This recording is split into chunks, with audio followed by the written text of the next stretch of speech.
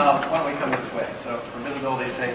Along with 17 other men and women who will be installed at other services of Redeemer today and also next week, Deb is officially assuming the diaconal role this morning.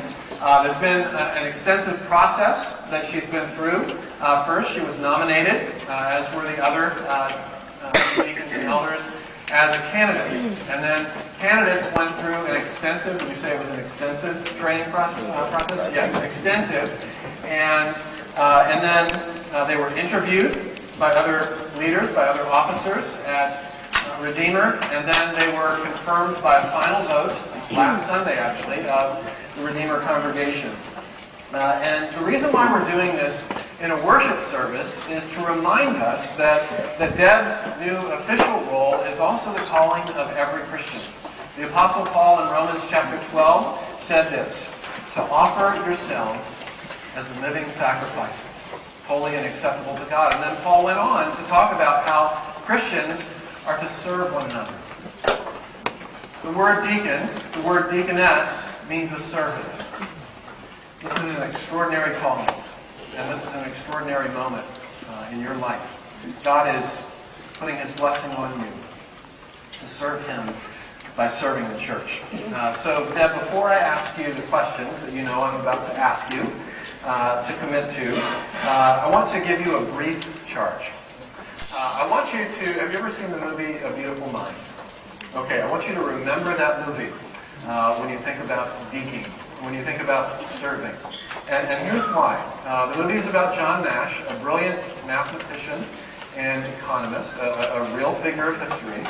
And he became paranoid schizophrenic. And part of the narrative of that movie is his wife's response to the messiness that his paranoid schizophrenia introduced into their marriage. And at one point in the movie, one of her friends came up to her and asked her the question, how do you do it? How do you stay with this man? How do you live in this mess? And her answer was, do you remember what her answer was? It was, I choose to remember every day the man that he once was.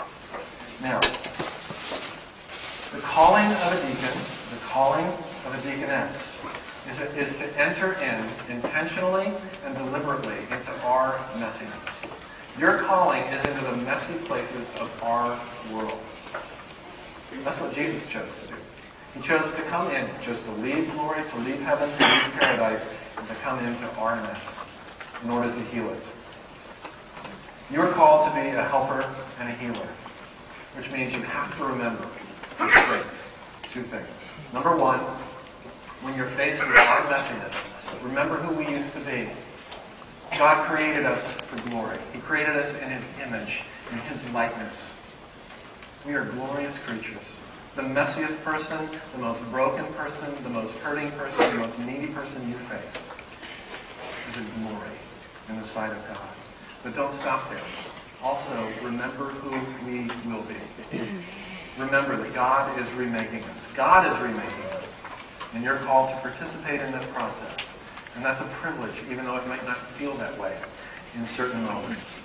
Remember that you have Jesus' support. The crowds were needy. They were harassed. They were helpless. They were like sheep without a shepherd. There were multitudes of them, thousands. And all the disciples had was a couple of fish and a few loaves of bread. And Jesus says two things. Number one, serve them.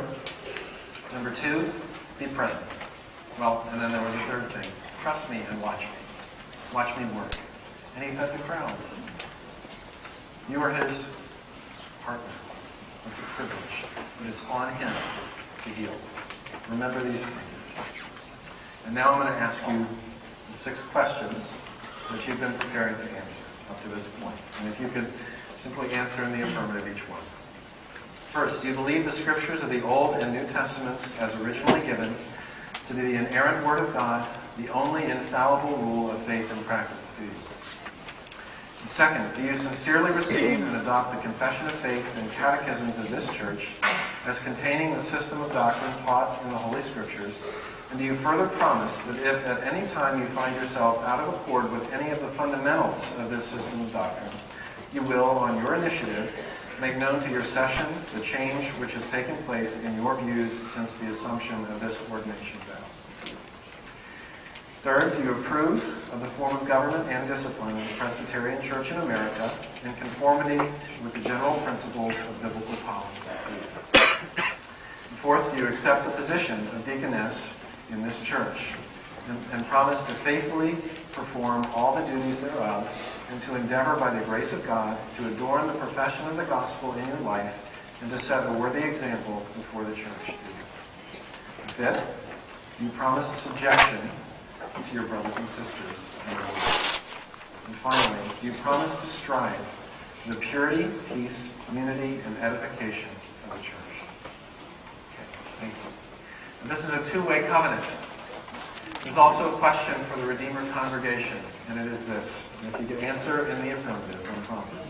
Do you, the members of Redeemer, acknowledge and receive them and the other 17 as deacons and deaconesses, and also the new elders? And do you promise to yield to them all that honor, encouragement, and obedience in the Lord to which the Word of God and the Constitution of this church entitles them? Do you? Yes. Okay, let's pray together. Let's stand.